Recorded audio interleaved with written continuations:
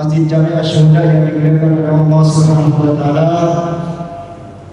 Seperti biasa pada hari subuh Ahad kita mengadakan kajian yang dimana pada hari ini temanya yaitu beberapa amalan pewaris surga Firdaus yang insyaallah yang akan disampaikan oleh Bunda kita dari Kiai Haji Ahmad Marzuki. Waktu dan tempat kami persilakan. Bismillahirrahmanirrahim. Assalamualaikum warahmatullahi wabarakatuh.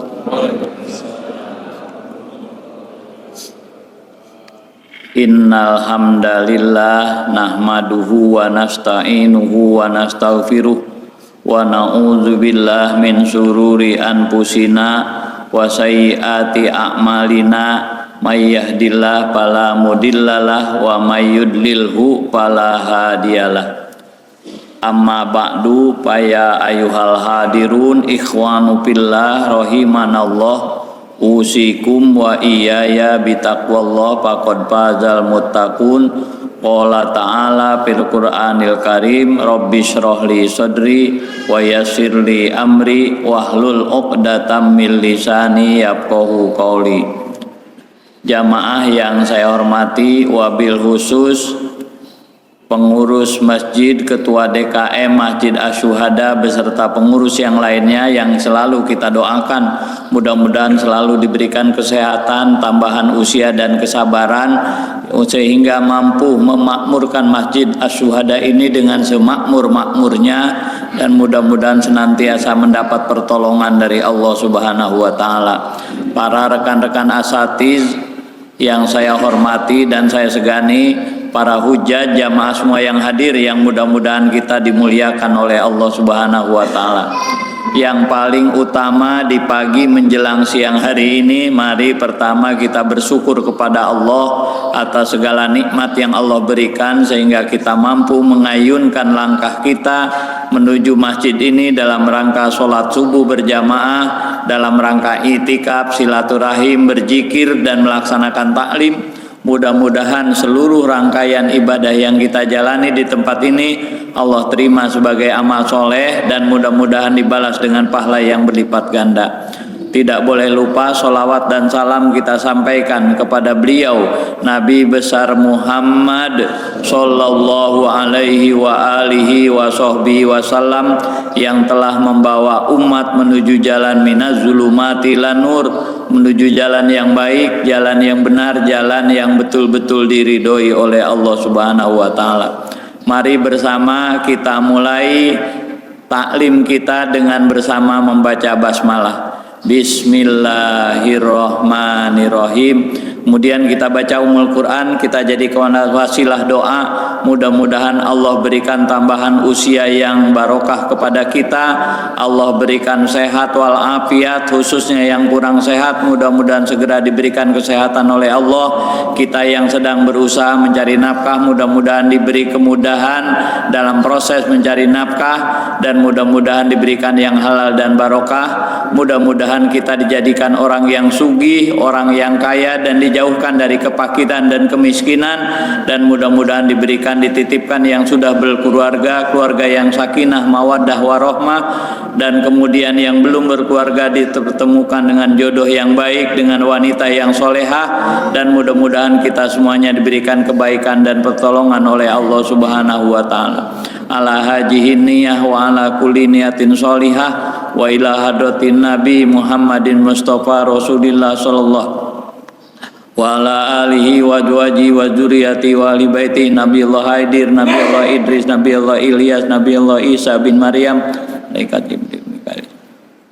Tilkaniyah Al-Fatihah. A'udzu billahi minasyaitonir rajim. Bismillahirrahmanirrahim. Alhamdulillahi rabbil alamin.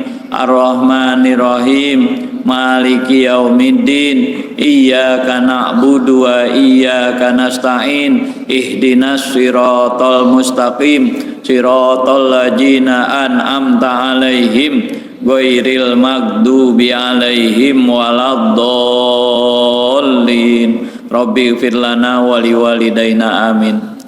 Hadirin yang saya hormati dan yang saya segani, tadi sudah disampaikan oleh pembawa acara bahwa tema kita pagi ini adalah bagaimana amalan-amalan ahli sorga Firdaus.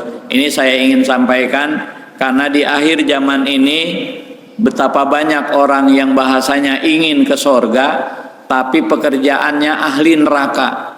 Jadi misalnya dia ingin ke Bandung, sudah diberikan alamat, sudah diberikan yang namanya tempat untuk menuju ke Bandung, tapi tidak diikuti. Jadi tidak akan sampai ke Bandung tempat tujuannya gitu. Nyuruh dari bagaimana kita disuruh untuk belok kanan, kitanya belok kiri, disuruh untuk lurus, kita balik arah. Ya sampai kapanpun walaupun kita membawa petunjuk tidak akan sampai.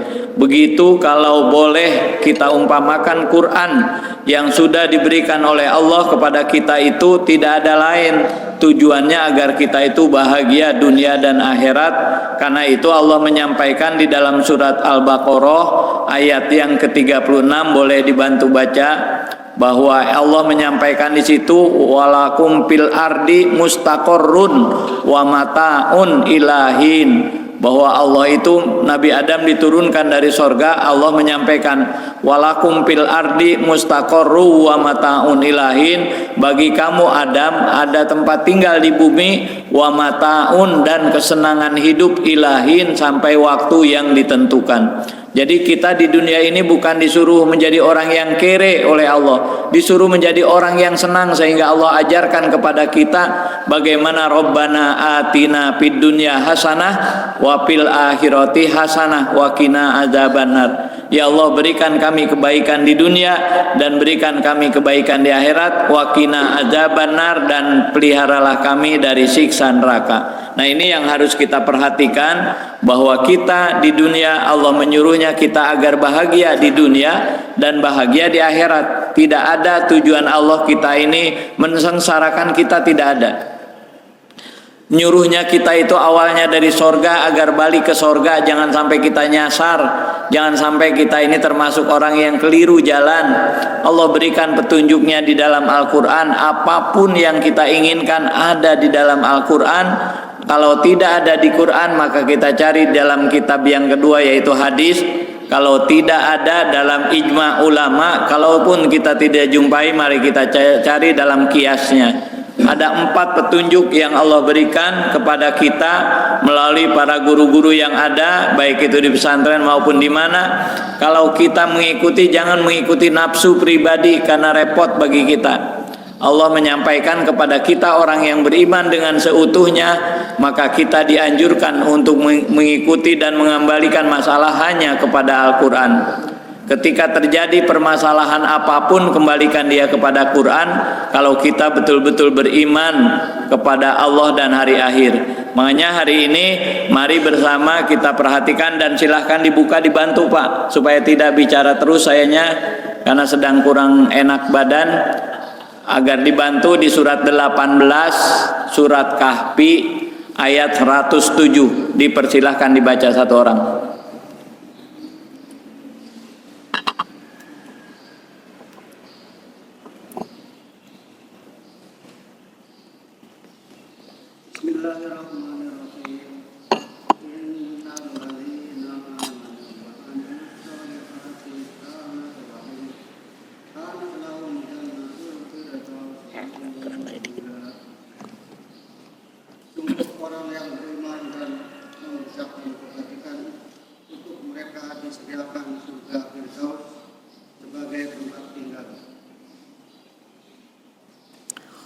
Bismillahirrahmanirrahim. Innal ladzina amanu wa amilus solihati kanat lahum jannatul firdausi nuzula. Sesungguhnya menurut Allah di dalam surat Al-Kahfi ayat 107, Sesungguhnya orang-orang yang beriman dan beramal soleh adalah tempat tinggalnya sorga Firdaus. Sorga yaitu Jannatul Firdausi nuzula. Banyak sorga itu tingkatannya Pak, dan nama-namanya, golongan-golongannya. Ada Jannatul Naim, ada Jannatul Khuld, ada Jannatul Firdaus, ada jannah yang lain-lainnya, masih banyak, ada 8 sorga tingkatannya. Yang paling tinggi adalah sorga Firdaus, sorga yang penuh dengan kenikmatan yang Allah berikan kepada penghuninya. Nah, siapa orang yang masuk sorga Firdaus? Orang yang punya iman dilengkapi dengan amal soleh. Innalladzina amanu wa amilus solihat. Sesungguhnya orang yang beriman dan beramal soleh, kanat lahum jannatul firdausi nuzula, adalah tempat tinggal mereka yaitu sorga Firdaus. Ayat berikutnya Pak, satu lagi.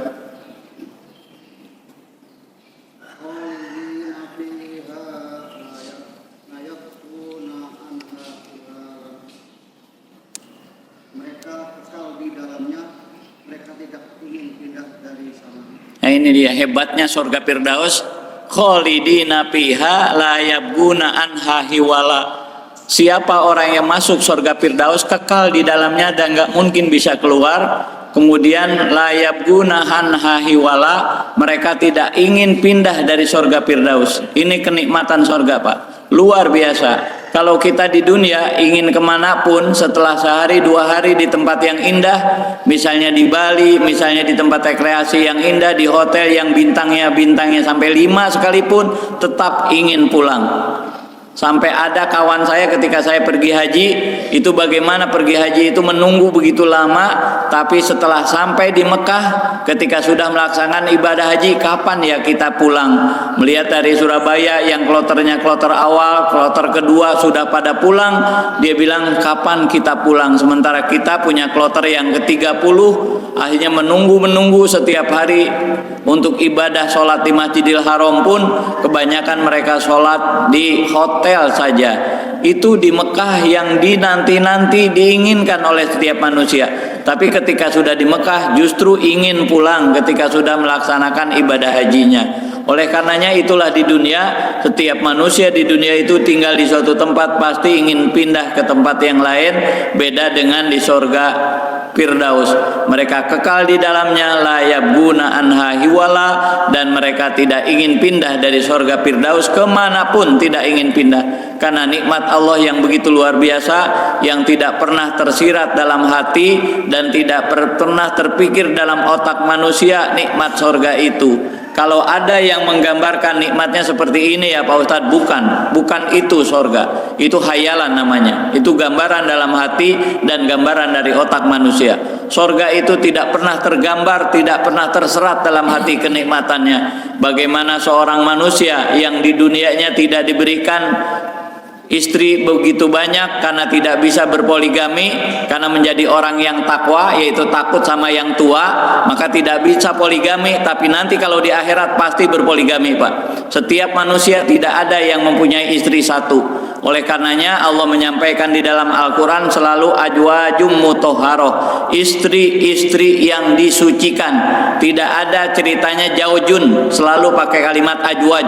Jaujun itu mufrad, ajwaj itu jamak. Jadi tidak pernah ada satu orang pun yang di sorga memiliki istri satu, nggak pernah ada Pak. Kalau Bapak nggak percaya silahkan duluan, tapi harus ke sorga. Tidak pernah ada Pak. Saya membaca Quran 30 juz berkali-kali dan membaca tafsir Jalalain dan tafsir yang lain, tidak ada satu orang pun laki-laki memiliki satu istri, tidak pernah ada. Minimal lebih daripada 3, bahkan ada satu kitab kuning menjelaskan sampai 71 orang memiliki istrinya, yaitu bidadari Pak. Istri yang betulan normal, betul-betul istri asli. Kalau di dunia kita nggak pernah Pak. Siapapun, saya pernah ada seorang tersinggung, saya sampaikan istri kita itu semuanya bekas Pak. Pokoknya dicium orang pernah, kemudiannya kemaluannya dipegang orang pernah. Ketika masih bayi, dia bilang, mana mungkin istri saya belum pernah, saya nggak pernah pacaran ketika mau nikah. Iya, ketika mau nikah, ketika masih bayi kan dipegang oleh bapaknya, oleh ibunya, oleh kakaknya. Ketika dia pipis misalnya. Di kita di dunia nggak pernah ada yang gres. kecuali ketika di sorga nanti diberikan oleh Allah, yaitu bidadari yang diciptakan langsung, tapi harus ke sorga. Kalau di neraka nggak bakal jumpa dengan itu, berdasarkan firman Allah Subhanahu Wa Taala.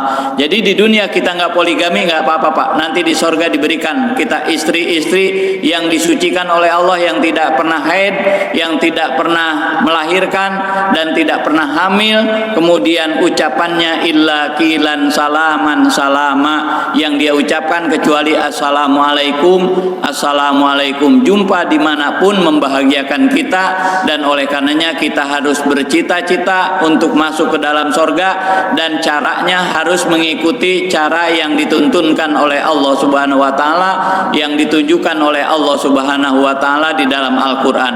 Nah itu tadi salah satunya, dia harus punya iman dan dia harus beramal soleh. Pertanyaannya, amal soleh apa yang membawa kita ke dalam sorga Firdaus? Itu pertanyaannya. Karena ngaji amal soleh, kita bersodakoh, zakat, infak dan sodakoh amal soleh.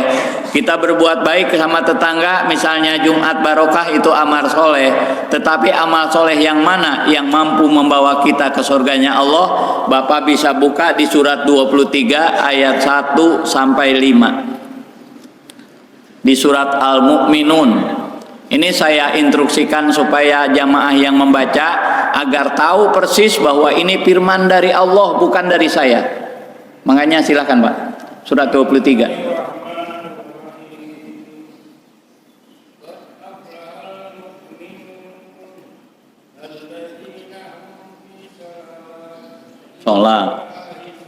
Sholatihim.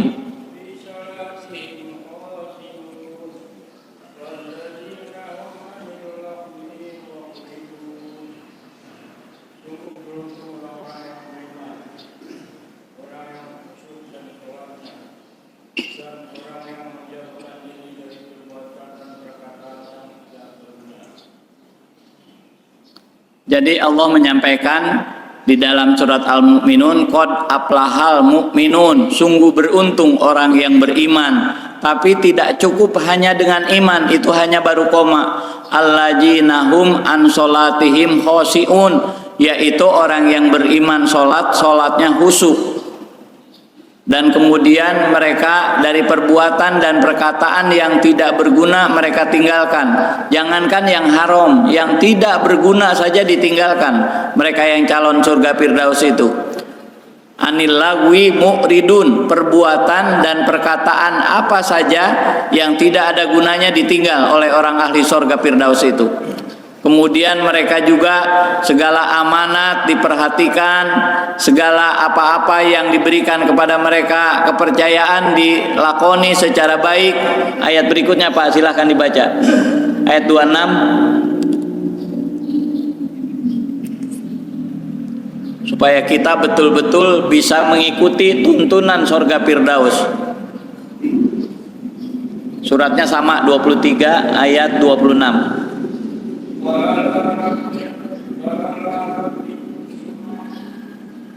Ayat 6 Pak. Tadi baru ayat 5 ya, maaf, ayat 6.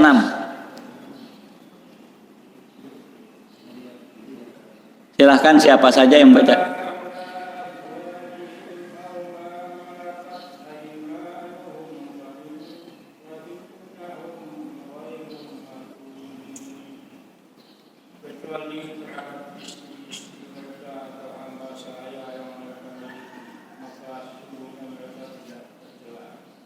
Terus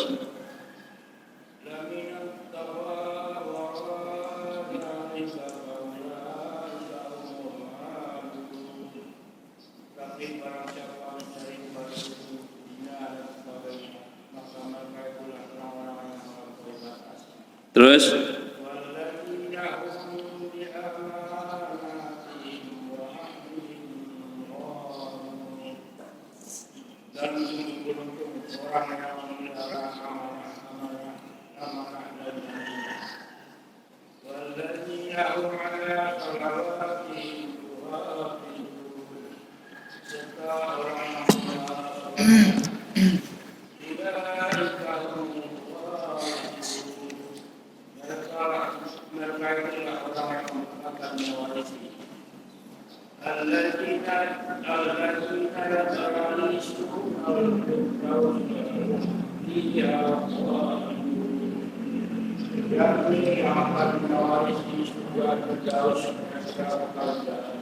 surat 23 ayat 11 Allah menjelaskan ulaika humul warisun alladzina yarisunal firdausa hum fiha khalidun. Inilah amalan yang membawa manusia ke dalam surga Firdaus.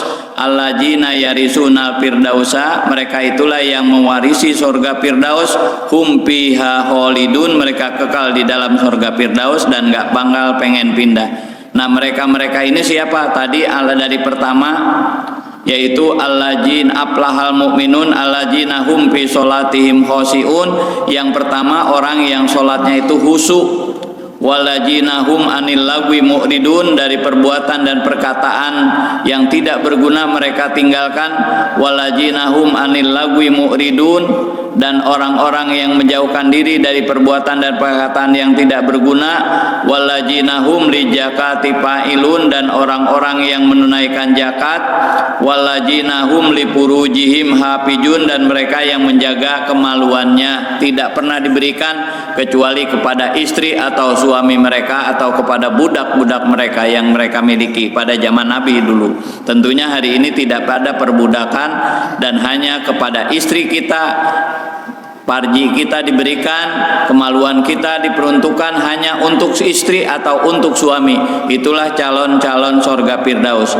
Nah, ketika mereka yang sudah melakukan perzinahan tinggal tobat kepada Allah, dosa apapun dan sebesar apapun diampuni dosanya oleh Allah Subhanahu wa taala, asal tobatnya sebelum sakratul maut. Tobatnya itu dalam kondisi sehat akan diterima oleh Allah dan dihapus.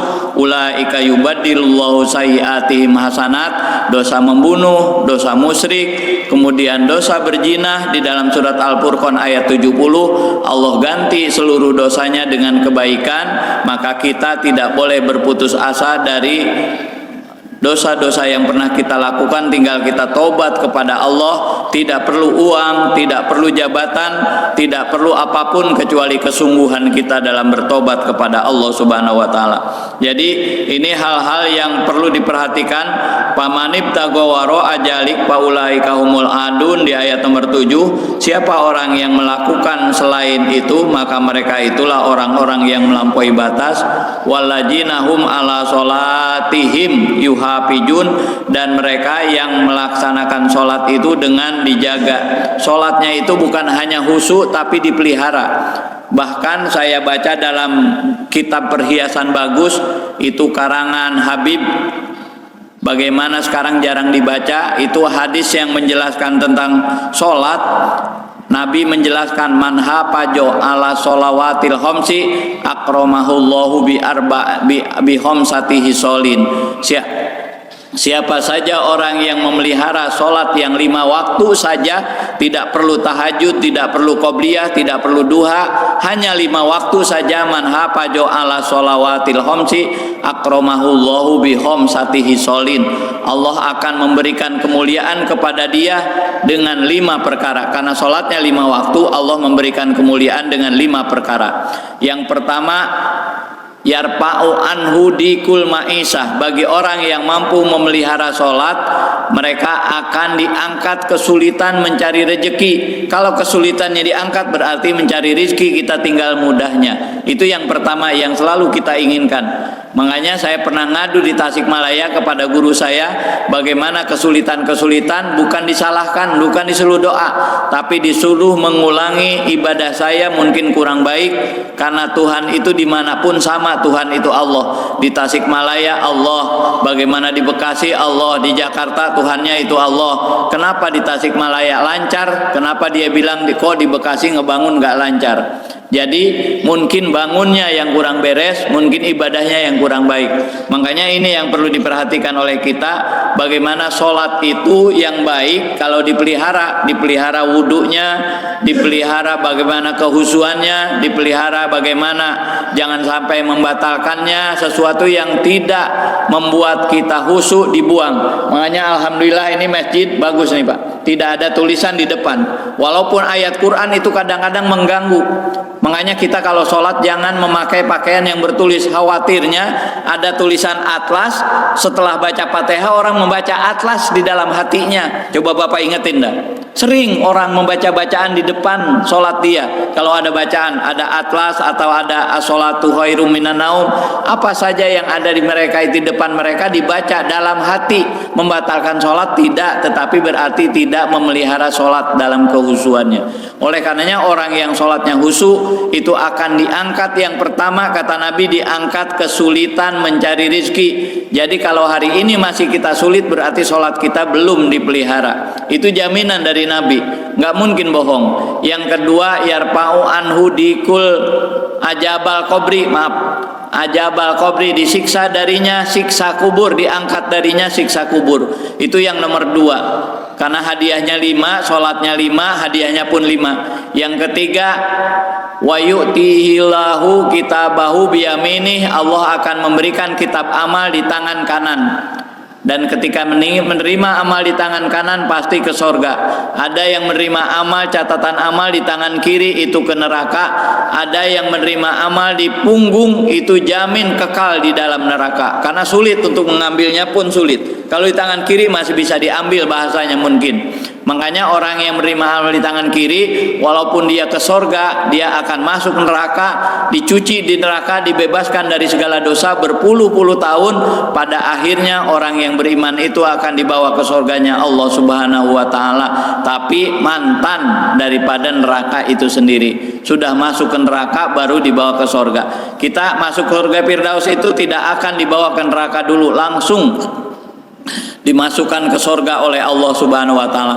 Yang keempat, wa yamurru fi sirati kalbarki, kata Nabi, orang yang mampu melihara sholat dia akan menyeberang di sirotol mustaqim, di jembatan di atas neraka seperti kilat menyambar. Jadi cepat. Makanya di sorga itu, di jembatan sirotol mustaqim tidak akan ada yang mampu menjembat, Pak. Makanya ke sorga itu jangan masuk, nggak bakal bisa, harus dimasukkan. Kalau masuk gak bakal bisa, Pak. Jangan ke sorga. Saya pengen ke rumah presiden aja sulit. Betapa diperiksa KTP kita, betapa diperiksa berbagai yang namanya pertanyaan-pertanyaan, mau mengapain, berapa lama ketemunya, mana KTP-nya, kemudian atas perintah siapa, masuk ke rumah presiden saja sulit. Tapi ketika dijemput kita dimasukkan. Saya ketika zaman Presiden SBY pernah saya dan santri saya anak yatim disuruh berdoa di rumahnya, dijemput dengan mobilnya angkatan darat, kemudian kita masuk malah dihormat. Kita duduk saja malah dihormat di pintu gerbangnya, masuk tanpa pertanyaan, dan ketika pulang pun dihantar lagi kita dengan diberikan kebaikan, penghormatan yang luar biasa. Kalau dimasukkan, makanya ke bahasa sorga itu yudhilunal jannah, dimasukkan mereka ke dalam sorga. Jangan dahola, susah, Pak. Saya pernah membaca dalam satu keterangan kitab bagaimana masuk sorga itu, yang namanya jembatannya saja itu lebih kecil daripada rambut dibelah 7. Coba bayangkan, Pak, seperti apa. Kemudian tajamnya lebih tajam daripada pisau cukur. Kemudian jembatannya itu bukan datar, tetapi 7 kali naik, 7 kali turun. Siapa? Menteri pun tidak akan mampu, wali pun tidak akan mampu masuk ke dalam sorga yang seperti itu jembatannya. Kalau jatuh berarti bakal masuk ke neraka, karena bawahnya jembatan itu Sirotol Mustaqim itu adalah neraka. Makanya kalau kita ingin ke sorga dengan magfirah, dengan karunia dari Allah, kita minta agar kita dimasukkan ke sorganya Allah Subhanahu wa Ta'ala. Dan kemudian yang terakhir, wa yadkhulul jannata bighairi hisab, dia akan masuk ke dalam sorga tanpa ditanya, tanpa diperhitungkan. Jadi ada 5 perkara yang bisa akan diberikan oleh Allah kepada orang yang mampu memelihara sholat.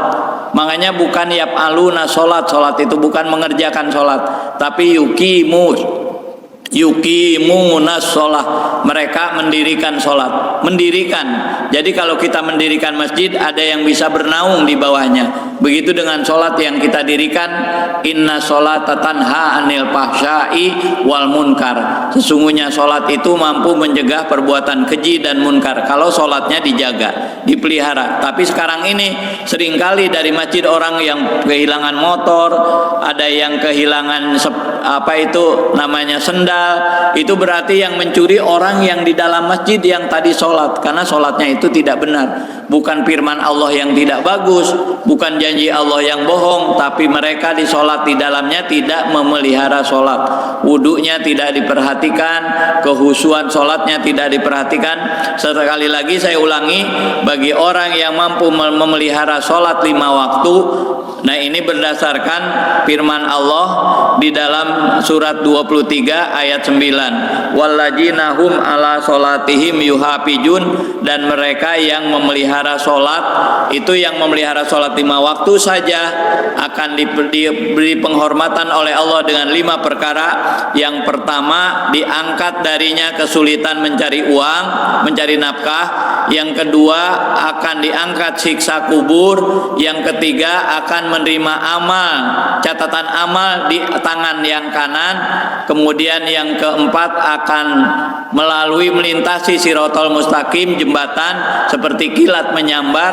Dan yang kelima, dia akan masuk sorga bighairi hisabin, tanpa dihisab. Itulah amalan-amalan ahli sorga, khususnya sorga Firdaus.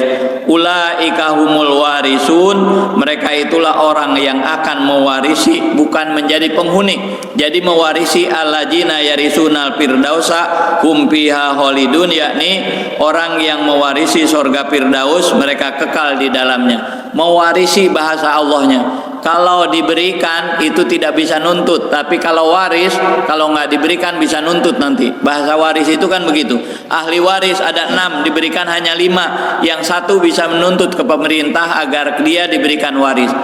Tapi kalau pemberian tidak mungkin bisa dituntut. Oleh karenanya Allah membahasakan alladzina yarisunal firdausa di ayat 11-nya hum fiha khalidun. Itulah mereka yang melakukan kebaikan dari 1 sampai ke-9, mereka akan mewarisi surga Firdaus, mereka kekal di dalam surga Firdaus. Nah makanya kita mudah-mudahan mampu melaksanakan kebaikan, mampu melaksanakan segala amal soleh, khususnya sholat yang khusyuk, kemudian sholat itu dipelihara, mereka yang melakukan zakat, infak dan sodakoh, dan ketika itu mereka berbuat sebaik-baiknya untuk kebaikan untuk dirinya. Bukan Allah butuh kepada sholat kita, bukan Allah membebani dengan ruku sujud i'tidal kepada kita, apalagi yang sedang sakit, tidak ada. Justru dengan sholat Allah hanya ingin mendengar apa problema yang kita hadapi. Cuma itu saja, Allah tidak butuh kepada sholat kita. Kita semua di Indonesia tidak sholat pun Allah tetap mulia, karena seluruh makhluk yang ada di langit dan di bumi semuanya bertasbih kepada Allah. Tetapi sayangnya manusia tidak paham tasbih mereka. Bagaimana ikan yang ada di lautan yang miliaran jumlahnya semuanya bertasbih. Malaikat di langit pertama, langit kedua sampai langit ketujuh semuanya bertasbih memuji Allah. Kemudian burung-burung dan binatang, kalau anjing pun menggonggong sedang bertasbih kepada Allah. Cuman Allah bilang walakin la tafqahuna tasbihahum, samu tidak paham mereka sedang bertasbih. Mungkin burung sedang berkicau, menurut kita hanya hiburan, padahal itu adalah tasbih burung kepada Allah. Jadi Allah tidak butuh kepada makhluk, tidak butuh kepada sholat kita. Justru Allah hanya ingin kita sujud, ruku, i'tidal, ingin mendengar keluhan kita kepada Allah. Makanya dalam sholat ada bahasa dia duduk di antara sujud, Rabbighfirli warhamni, ya Allah ampuni saya, sayangi saya. Aduan kita, permohonan kita kepada Allah. Allah nggak butuh kepada sujud kita. Allah nggak butuh kepada tawaf kita. Allah juga tidak butuh kepada ibadah-ibadah kita yang lainnya. Semua yang kita lakukan hanya untuk diri kita sendiri dan demi kebaikan kita, baik kebaikan dunia maupun kebaikan akhirat. Mudah-mudahan dengan taklim kali ini kita dijadikan oleh Allah orang yang ahli ibadah, dan mudah-mudahan ibadah kita bukan hanya punya iman, kita betul-betul ibadah secara baik kepada Allah Ta'ala, dan mudah-mudahan ibadah kita diterima oleh Allah Subhanahu wa Ta'ala. Ini saja yang dapat saya sampaikan, karena kita juga tidak perlu banyak-banyak mengaji, lama-lama mengaji. Yang terpenting apa yang kita dapatkan langsung kita praktekkan dalam keseharian hidup kita, sehingga menjadi ilmu yang manfaat untuk kebaikan dunia dan akhirat. Kemudian bersama kita berdoa agar kita diberi kebaikan oleh Allah, dan mudah-mudahan Allah memberikan memberikan pertolongan, memberikan kita sebagai orang yang kuat iman Islam kita, dan mudah-mudahan Allah senantiasa memberikan kebaikan-kebaikan kepada kita dan keluarga kita semuanya, khususnya orang yang mewakafkan tempat ini, yang membangun masjid ini, dan kita yang memakmurkannya. Mudah-mudahan senantiasa ditolong oleh Allah Subhanahu wa Ta'ala agar kita senantiasa melakukan kebaikan ibadah yang diridhoi oleh Allah Subhanahu wa Ta'ala. Bitilkan niyah al-Fatihah. A'udzu billahi minasyaitonir rajim. Bismillahirrahmanirrahim. Alhamdulillahirabbil alamin. Ar-Rahmanirrahim. Maliki yaumiddin. Iyyaka na'budu wa iyyaka nasta'in. Ihdinas siratal mustaqim. Siratal ladzina an'amta 'alaihim ghairil maghdubi 'alaihim waladdallin. Amin ya Allah ya rabbal alamin. Alhamdulillah bil amin hamdan yuwafi ni'amahu yukafi mazidah. Allahumma sholli wa sallim wa barik ala sayidina Muhammad wa ala ali sayidina Muhammad.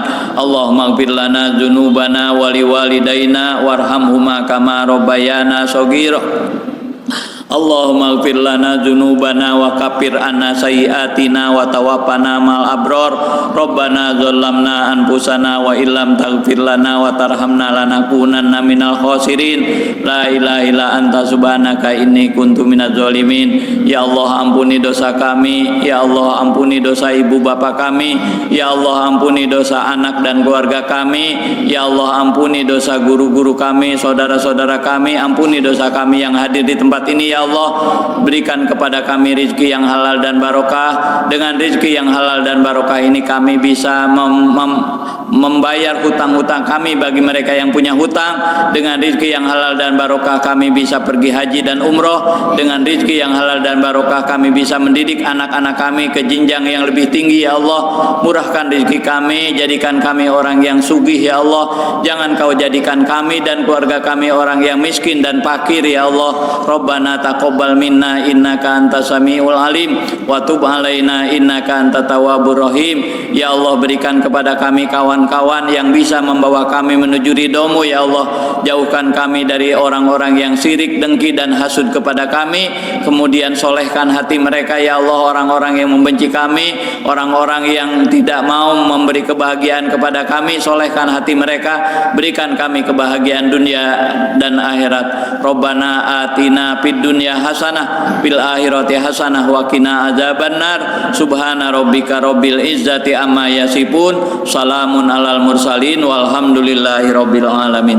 Terima kasih atas kebersamaannya, dan terima kasih juga atas perhatiannya. Mudah-mudahan kita dijadikan insan yang bertakwa kepada Allah Subhanahu wa Ta'ala. Mohon maaf kalau ada kurang dan salahnya. Billahi taufik wal hidayah. Assalamualaikum warahmatullahi wabarakatuh.